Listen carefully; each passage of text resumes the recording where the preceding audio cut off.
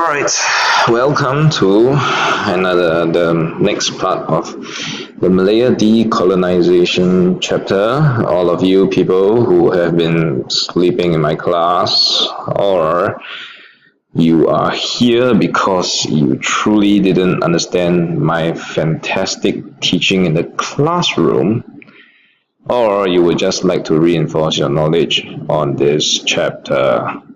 Now, so for this part of the chapter, we are looking specifically at now the textbook doesn't state this, but we are looking at, for me, it will be the immediate reasons, or if you want to put it in the context of how we learned the Cold War, the end of Cold War, it will be like the short-term reasons why Malaya was able to achieve independence.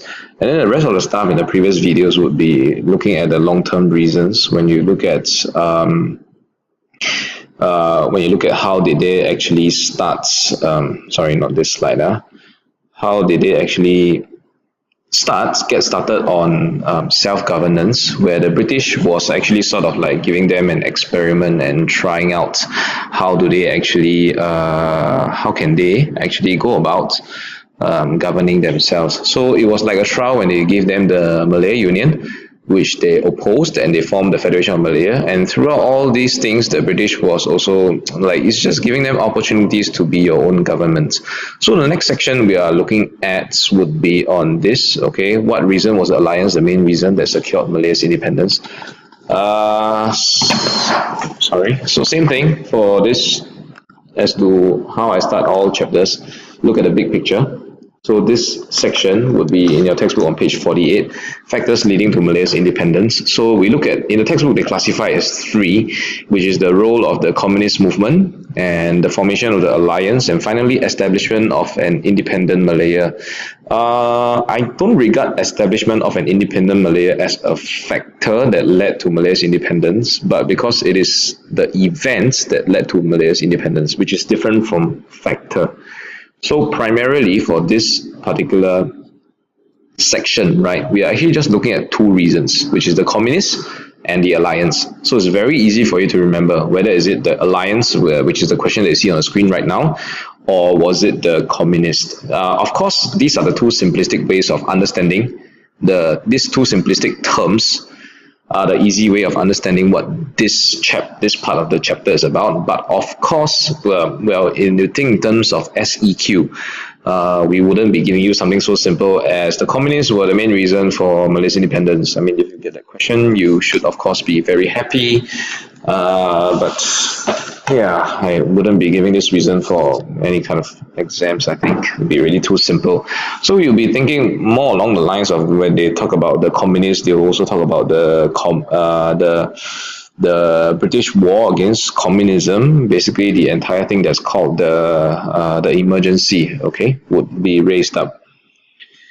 So with regards to Singapore, if you remember, some stuff about it is mainly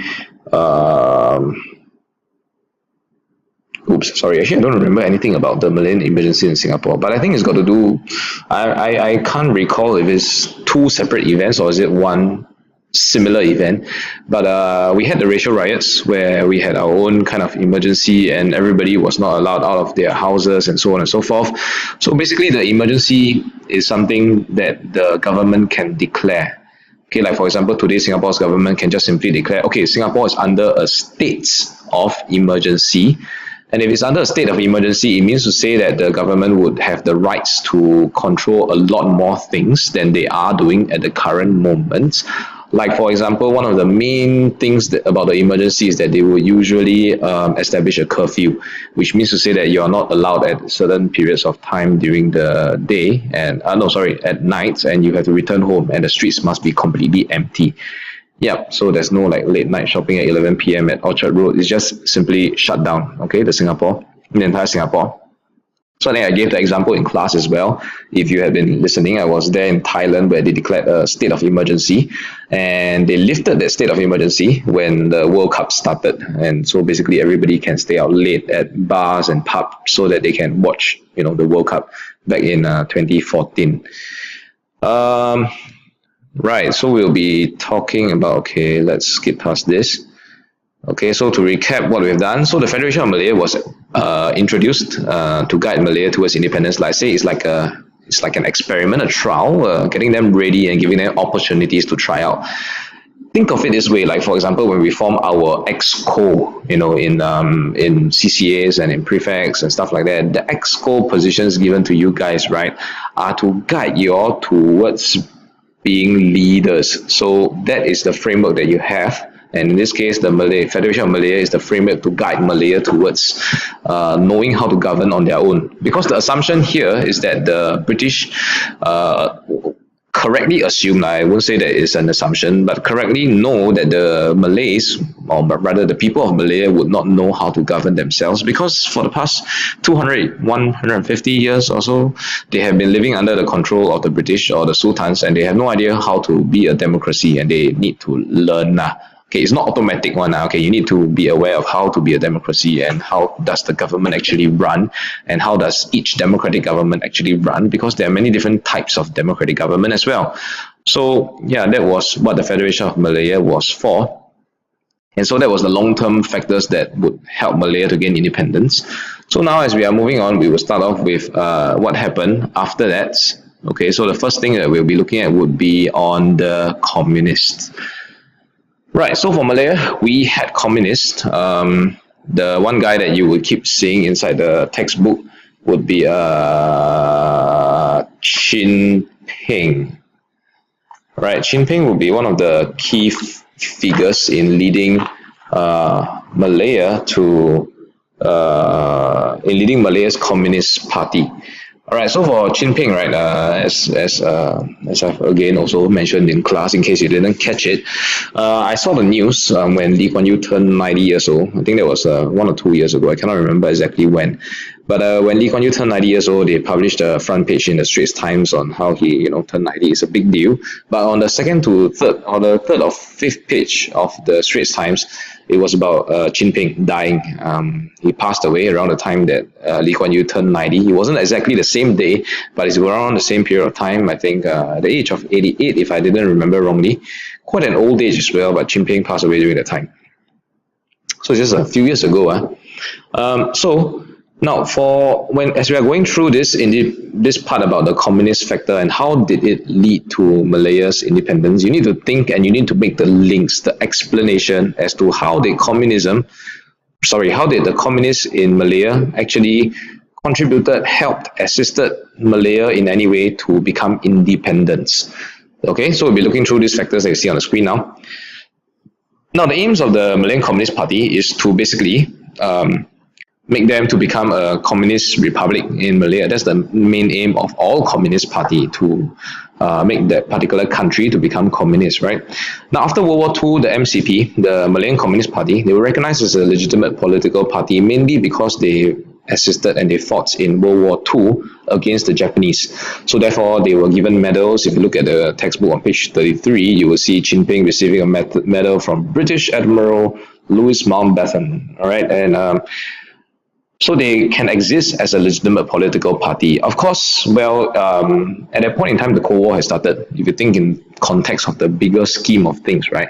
So the British are on the Democratic side. For them to recognize the MCP as a legitimate political party is quite a big deal. But I think at that point in time, they were also very aware that if they banned the MCP, despite their efforts in World War II, it wouldn't look good on the British. It wouldn't gain them any support from the people at all. Now, so for the MCP, how they will go about gaining fighting for communism in Malaya is through this mainly strikes and propaganda and attacks on the European mining estate, because they claim that the British should not be here and they should be independent. And so this increased to a frequency that the MCP was finally declared illegal by the British. It's like the British saying, okay, I give you a chance to be legal. And yet here you are doing all the illegal things. What's up with that? So I think you should, become illegal now. All right. And so that's what the British did, declare them illegal. And they also declared the state of emergency in which they are fighting the communists actively. So it isn't a civil war per se lah. Okay, but it would be a state of emergency in which you have the British on one side versus the communists on the other side. And the communists mainly fought this through this thing called a guerrilla warfare, not gorilla. Okay, guerrilla warfare. in the jungles where they are mainly using ambush tactics and hiding out there and not fighting a proper war per se. So the MCP didn't don on any, they didn't put on any uniforms and they fight, not saying man to man, but according to the law, if you are fighting, if you're in a war, it should be soldiers that are fighting, and it will be soldiers who are dressed in uniforms that will be involved in the fights.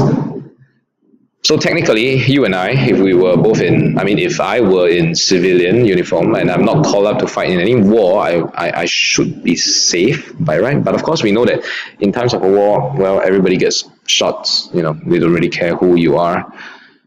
Okay. All right. This slide is just a longer version of my previous slide. You can pause here if you want to, and you can read through the slide on your own. But I am moving on. So, how did the British actually fight communism? I think this one. Right, when you were doing the SBQ, you would have been very familiar with all the various techniques and the tactics that the British employed to actually fight the communists, right? So the very first one would be training of the police officers to guard the estates and the towns and the remote villages, and and they also implemented strict measures like I just now mentioned, the curfews and roadblocks to restrict the movement of communists. I think this can be best seen in those kind of typical Channel 8 Chinese historical series. There was one last year around the time, I think, when I was teaching this particular chapter, where you get to see how all the roadblocks are carried out and how they stop each car, trying to find out if you're a communist or not. And this particular plan by Sir Gerald Templer was introduced and successful. I think my slide has an error. Just realized it. Okay, it wasn't his plan, it was Briggs' plan, which was implemented before Templer came to Malaya. So Templer came to Malaya in 1951, two, and the Briggs plan was actually introduced in 1950. Let me just put this in so that you're not confused. So the Briggs plan was introduced and it was successful, and it actually helped to, what the Briggs plan was about, sorry, let me get to that. It's basically about resettling the Chinese villages into the new villages. So let's say the Chinese used to live in this old village where the communists have a lot of access to it. So that was the reason why they wanted to resettle the Chinese villages into the new villages. So when you put them into a new village, they will give them things like a hospital, a school in that particular village, and where you can live in a newer village and you will be happier, right? At the same time, look at the first point, okay, they have trained police officers to guard these villages as well, and to basically serve as, think of it like security guard lah. But still, this security guard does serve the purpose of isolating the communists. So the communists would have no access to the resources such as simple things like water and food. And more important things would be like information about the British, which would be required when they are fighting a war against the British. So that is definitely essential for them, right? And so that was what the Briggs plan was about. That was in 1950. So Templer came to Malaya in 1952. All right. Templer came to Malaya in 1952, and he utilized this method called winning the hearts and minds of the people. This strategy, not just by offering rewards to those people who captured or killed the communists, but basically to use different strategies to engage these people. All right, and to convince them that the British were really there to help them. So one of the key methods in doing so would simply just be to promise them independence, because the communists are fighting for independence, right? So if the British gives them independence, you have nothing else to fight for. So how do you actually convince the people that the British are there for your own good? By promising them elections, by allowing them to be independent eventually. So the other things that happen, if you look at your textbook on page 36 and 37, they offered rewards to those people who captured or killed the communists. And they also tried to win the communists over by promising them amnesty, which means to say that you won't be charged for whatever crimes that you committed, non-major crimes that you committed against the British, and you will be free if you choose to come forward and surrender. Okay, so my 15 minutes is almost up, so I shall leave it to the next part to continue. Please move on to part two to carry on with this part of the chapter. All right.